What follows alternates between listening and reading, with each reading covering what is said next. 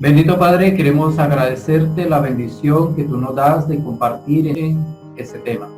Gracias porque podemos aprender de ti en estos momentos. Tú eres el que nos enseñas. Tú eres el que abres tu palabra a nuestra vida. Tú eres el que nos permites aprender de ti. Hoy te damos gracias por este tiempo, por esta oportunidad de aprender de ti. Te suplicamos que seas tú mismo quien controles, gobiernes nuestros pensamientos, nuestras palabras, nuestras acciones. En Cristo Jesús, así te lo suplicamos. Amén. Bien, continuamos hoy la serie de trilogía permanente. En esta ocasión vamos a revisar un poquito acerca de 1 Corintios 13:13, que fue lo que se mencionó en la sesión anterior. Dice la Biblia en 1 Corintios 13:13, y ahora permanecen la fe, la esperanza y el amor. Estos tres, pero el mayor de ellos es el amor. Aquí tenemos una de las trilogías bíblicas y estas algunos la relacionan o la llaman como virtudes. Virtudes como el amor, como la fe y la esperanza. Pero la Biblia define muy claramente de que el amor es el mayor de esas virtudes que puede tener un cristiano. Cuando hablamos de trilogías, en la Biblia encontramos diferentes trilogías, entre ellas, por ejemplo, la trilogía de la Trinidad. Dios es triuno, y por eso es que hablamos del Padre, del Hijo y del Espíritu Santo. Y cuando hablamos del Hijo, estamos hablando de la imagen visible del Dios invisible. Es decir, ¿a quién podemos ver? Si no es solamente al Hijo, al Padre ni al Espíritu Santo lo podemos ver nosotros. Sin embargo, el Hijo nos ha dado a conocer al Padre porque es la imagen soberana del Dios divino. Hay otra trilogía importante en la Biblia y es con respecto al ser humano. Y estamos hablando de que el ser humano es tripartita, tiene tres componentes: un cuerpo, un espíritu y un alma. Por tanto, podemos decir que ese cuerpo es la parte visible del ser humano, es lo que los demás pueden apreciar. Así como Cristo es la imagen visible de Dios, el cuerpo es la imagen visible del ser humano y es lo que pueden percibir las personas. Otra trilogía muy importante, y esta se encuentra radicada en el alma, y tiene que ver con la mente, las emociones y la voluntad.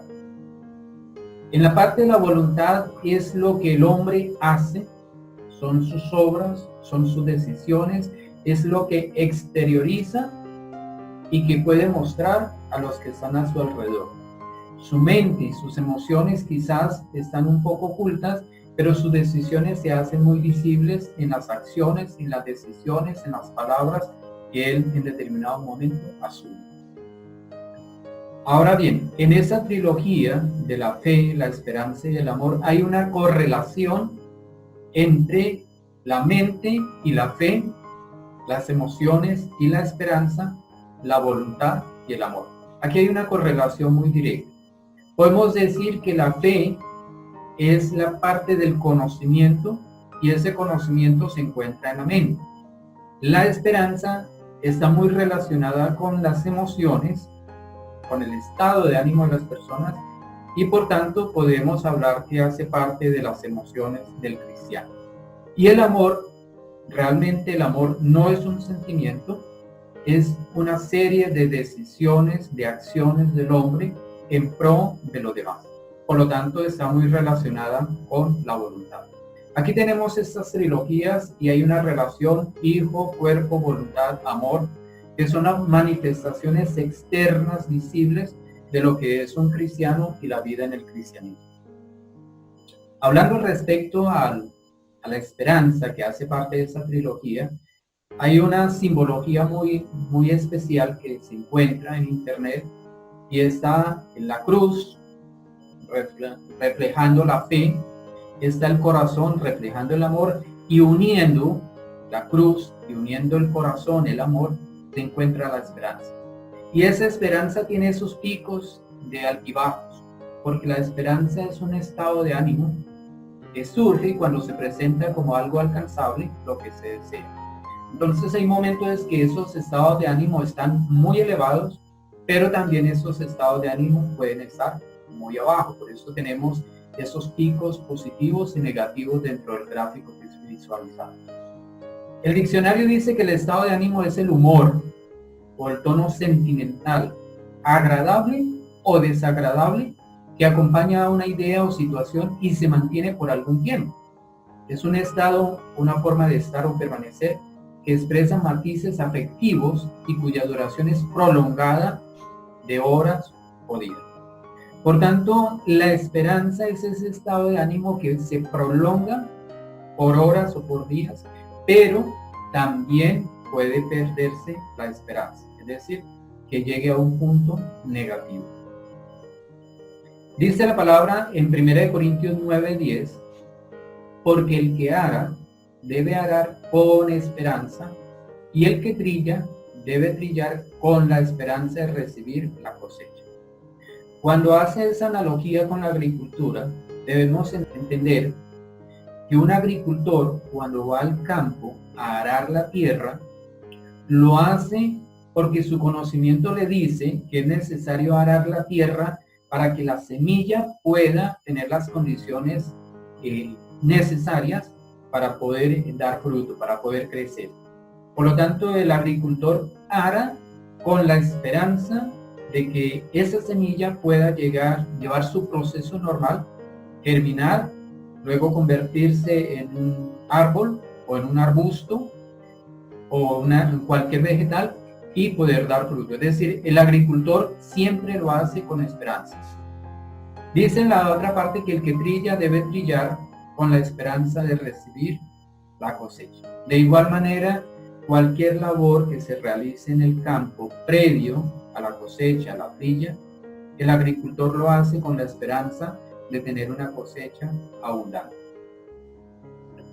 Ahora, ¿cómo mantener la esperanza? ¿Cómo podemos nosotros, como cristianos, como hijos de Dios, como aquellos que estudiamos la Biblia, mantener la esperanza? Porque no es fácil hacerlo. En Romanos 4:18 se nos menciona de un hombre de fe, como fue Abraham, que a pesar de haber recibido la promesa de Dios, tuvo que esperar muchísimo tiempo para que esa promesa se hiciera realidad. Luego, su estado de ánimo tenía que conservarse durante todo ese tiempo pegado a la promesa que Dios le había hecho. Es decir, Abraham era un hombre de fe, pero el hecho de que tuviera fe no impedía que él pudiera cambiar su estado de ánimo y en algunos momentos sentir que esa esperanza se le escapaba de las manos. Por eso en Romanos dice, Abraham creyó en esperanza contra esperanza. Es decir, eso era algo en lo cual él tenía que permanecer continuamente vigilando que su estado de ánimo no decayera. Le permitiera mantenerse firme en su estado de ánimo hasta alcanzar la promesa. Dice, a fin de llegar a ser padre de muchas naciones, conforme a lo que se le había dicho, así será tu descendencia. Entonces, dos cosas importantes. Una, la fe. La fe puesta en la promesa de Dios. Dios le dijo que le iba a dar descendencia. Y Abraham tenía fe. Pero eso es independiente al estado de ánimo. Abraham podía tener fe y pasar por episodios donde podía perder la esperanza de tener a su hijo en sus brazos. Entonces ese tipo de situaciones se pueden dar en la vida del cristiano, que a pesar de que tenemos fe, nuestro estado de ánimo muchas veces está bajo y no nos permite esperar que el cumplimiento de la promesa de Dios se realice en el tiempo de él. Una respuesta muy importante a ese cómo mantener la esperanza es a través precisamente de la oración. En Filipenses, un pasaje que se ha estado estudiando, dice, por nada estéis afanosos, sino sean conocidas vuestras peticiones delante de Dios en toda oración y ruego con acción de gracias, y la paz de Dios, que sobrepasa todo entendimiento, guardará vuestros corazones y vuestros pensamientos en Cristo Jesús. Entonces, una de las formas como nosotros los cristianos podemos mantener la esperanza que Dios va a obrar en su debido tiempo, que mi fe puesta en la promesa que Dios me hizo, es a través de la oración. Debo permanecer en oración porque la esperanza puede llegar a un punto negativo, a un punto en que me desespere, es decir, a que mi estado de ánimo sea negativo. Por lo tanto, es a través de la oración como puedo restaurar nuevamente esa esperanza que hay dentro de mi corazón. Otra de las formas como lo podemos hacer es estar atento a la palabra del Señor. Siempre que nosotros vamos a la presencia de Dios en oración y leemos su palabra, puede haber respuesta de Dios para fortalecer esa esperanza que hay dentro de mí. Un pasaje conocido de Lucas 10, 41-42 dice: respondiendo Jesús le dijo: Marta, Marta, afanada y turbada estás con muchas cosas, pero solo una cosa es necesaria, y María ha escogido la buena parte, la cual no le será quitada. Este episodio tiene que ver con aquella situación en la cual Jesús llega a visitar a María, a Marta, a su casa, y mientras María se sienta a los pies de Jesús para escucharlo a él, Marta se va a la cocina con el ánimo de prepararle un agasajo, un alimento al maestro. Y ella estaba allí en la cocina, pero su hermana estaba sentada a los pies de Jesús, y para Marta esto era una situación incómoda, en la cual ella, ocupada en la cocina, su hermana estaba haciendo aparentemente nada. Toma una actitud negativa ante esa situación y pide que María vaya a su presencia a ayudarle en la cocina. Sin embargo, Jesús le responde con estas palabras, le dice: Marta, tú estás muy afanada, tú estás muy turbada con estas cosas, pero María ha escogido la mejor parte, y esa parte no le será quitada. Ella ha decidido venir a mí a escuchar mis palabras. Entonces, cuando nosotros queremos mantener esa esperanza fuerte en nuestras vidas, necesitamos estar atentos a la palabra del Señor. Dos cosas muy importantes: la oración. Yo me presento ante Dios en esos momentos de debilidad, de desesperanza. Y segundo, atento a la palabra de Dios. ¿Qué me va a enseñar Dios? ¿Qué me va a decir Dios a través de su mensaje?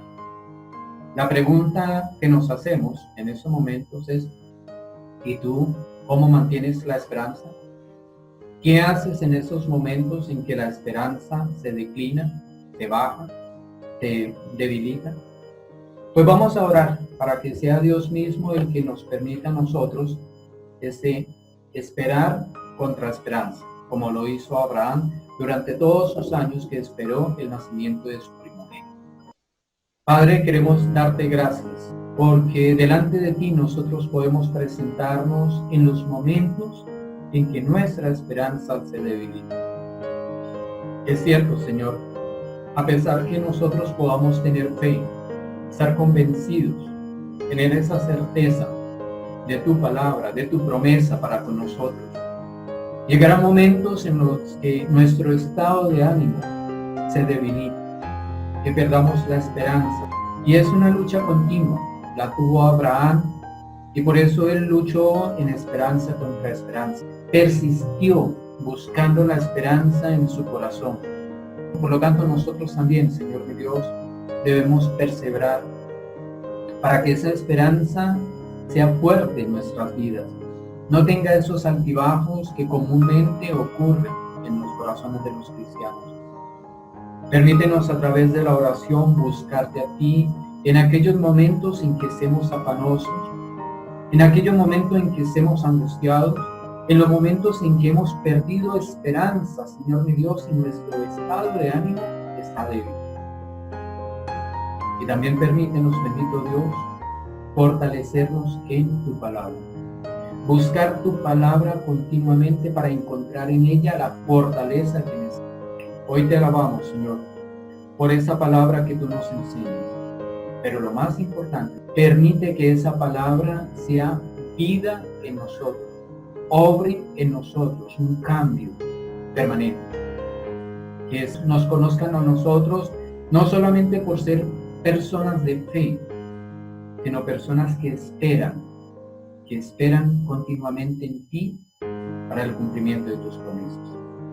Hoy te alabamos y pedimos tu bendición sobre nosotros, sobre nuestra familia, sobre todos aquellos que buscan tu rostro. En Cristo Jesús te damos gracias. Amén.